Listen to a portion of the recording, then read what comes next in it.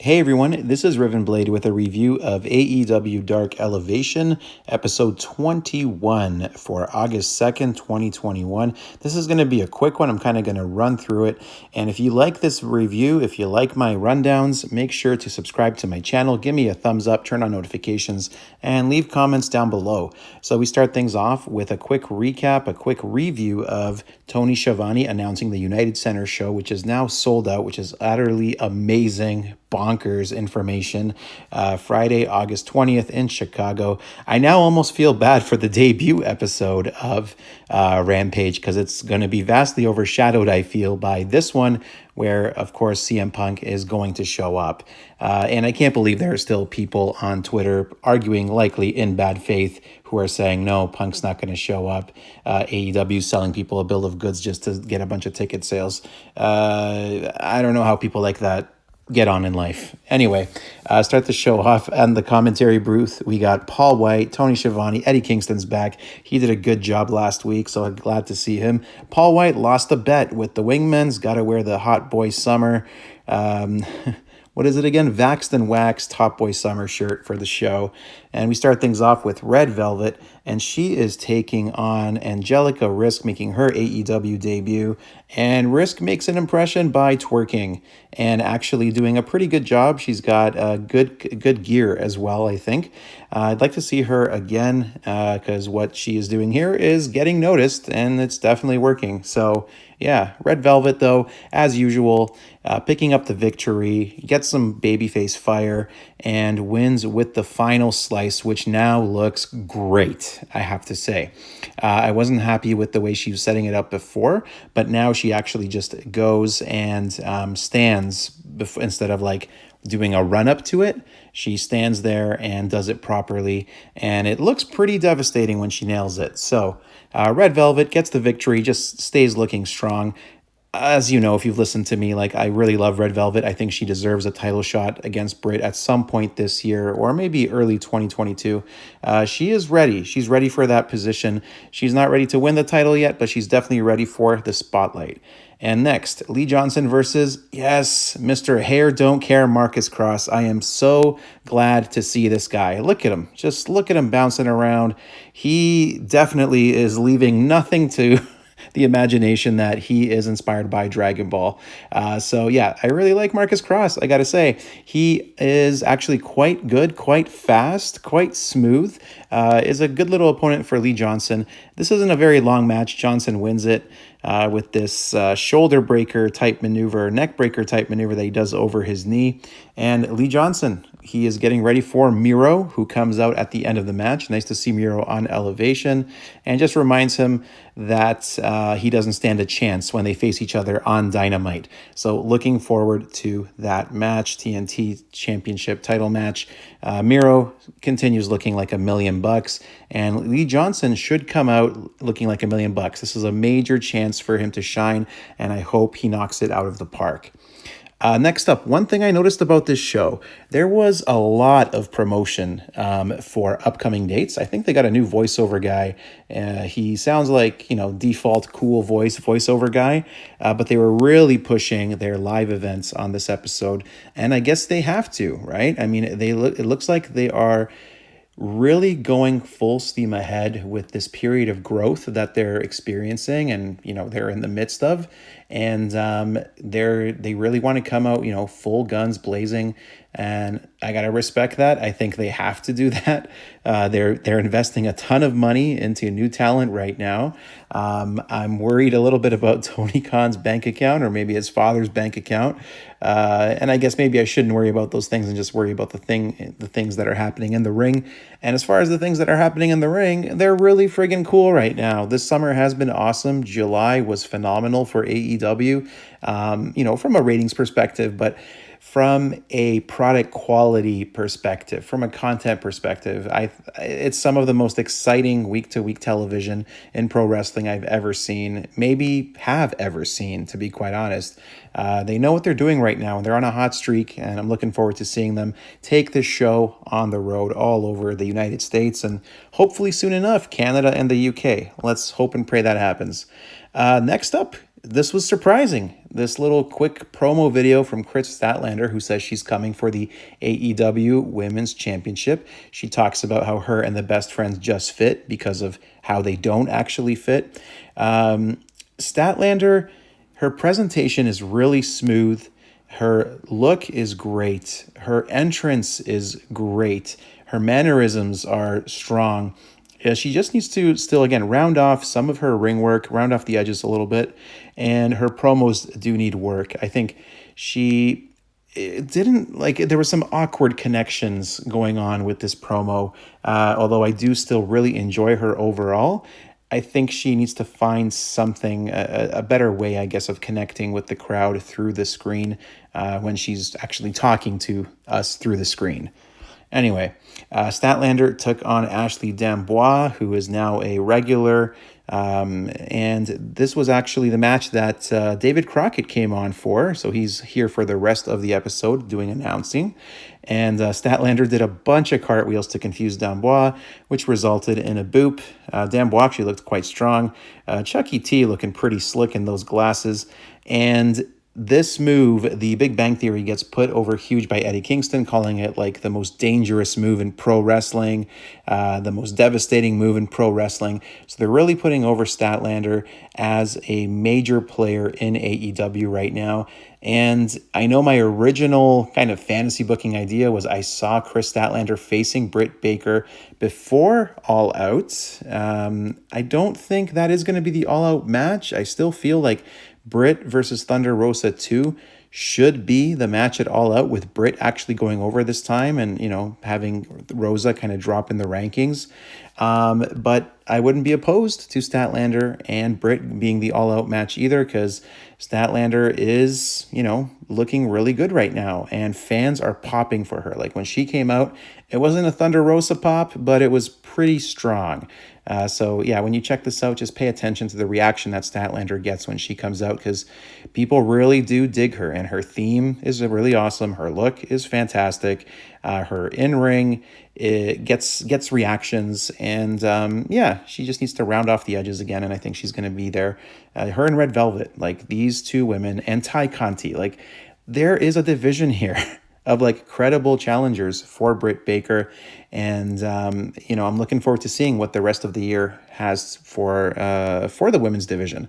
So yeah, Statlander with another kind of just showcase victory here. Rosario Grillo and Hunter Knott taking on Aaron Solo and Nick Comoroto. This is Grillo and Knott's second tag team match in AEW. QT Marshall joins the commentary team for this one, says it's a pleasure to meet Crockett, and ignores everybody else. So, you know, he's doing that thing. Anyway, this match is notable for the one spot, the one-handed press slam that Comoroto does.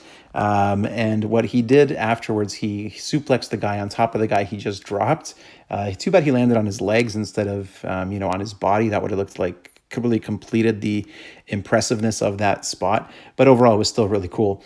Anyway, the finisher here, Comoroto holds the opponent over his knee while Solo drops down with a double foot stomp. They get the 1, 2, 3. Comoroto and Solo keep the factory on a winning path right now. I think they need to be rebuilt a little bit.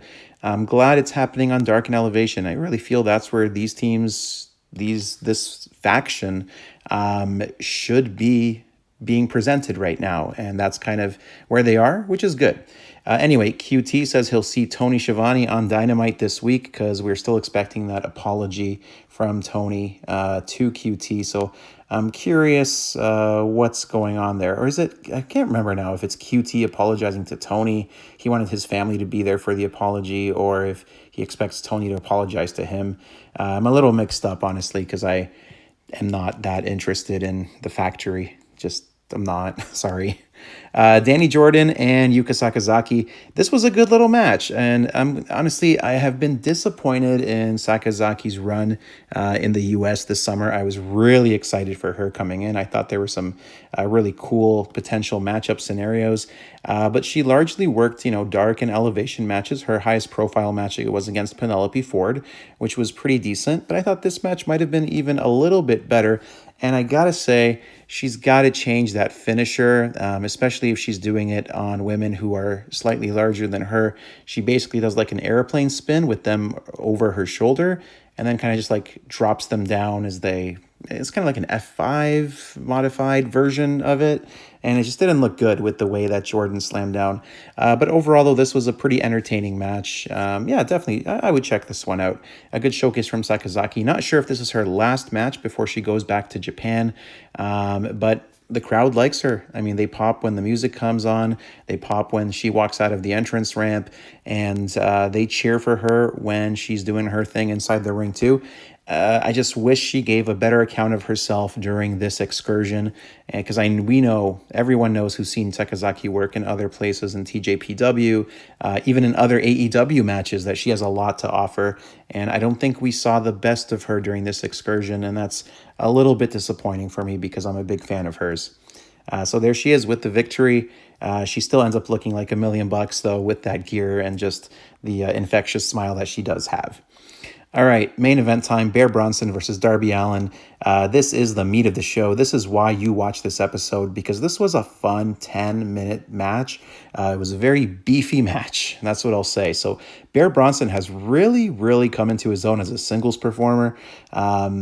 I'm looking forward to seeing him and Bear Boulder get back together as Bear Country and work together as a tag team. Boulder was at ringside for this one, but Bronson has really shown himself to be like a versatile big man. He's got these beefy forearm strikes that he just whips across your face, and a lot of power moves, sitting on you kind of moves.